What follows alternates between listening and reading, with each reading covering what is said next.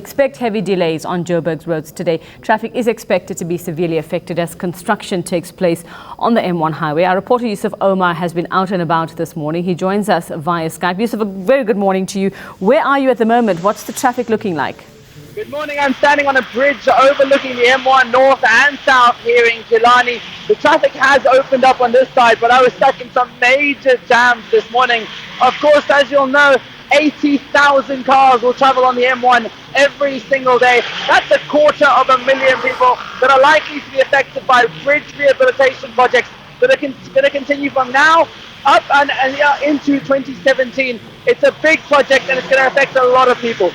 All right, now you were stuck in it a little earlier. As we just spoke to Wayne Minnar from JMPD, he said the area near Jan Smuts and Oxford, that is where you would be suffering the most if you were on the roads this morning. You were obviously stuck there as well. How are people coping? How did they seem to be coping with it this morning?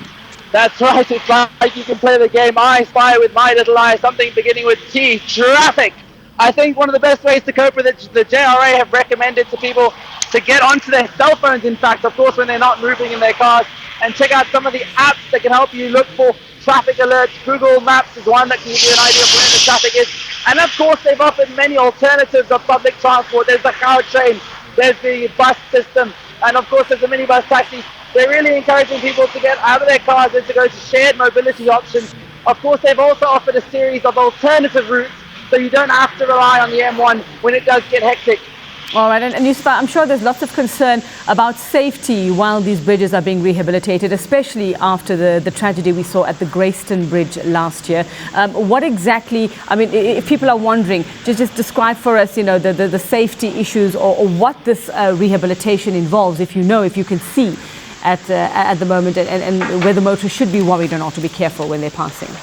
Absolutely. Well, the JRA haven't addressed that specific point, but it would be a concern after that scaffolding did fall on a bridge here in Johannesburg. This is one of the most expensive projects that the city of Joburg is undertaking. It is one of the major infrastructural developments, so I don't think they'll be taking any chances in that respect. But what we can tell you is that this is going to cause frustrations in the short run. It is going to inconvenience motorists for the near foreseeable future, but they do believe that it's critical repairs, that it's essential for keeping the engine room of South Africa's economy here in Gauteng going, for keeping people being able to easily get to work and keeping our trucks and cargo moving across this province.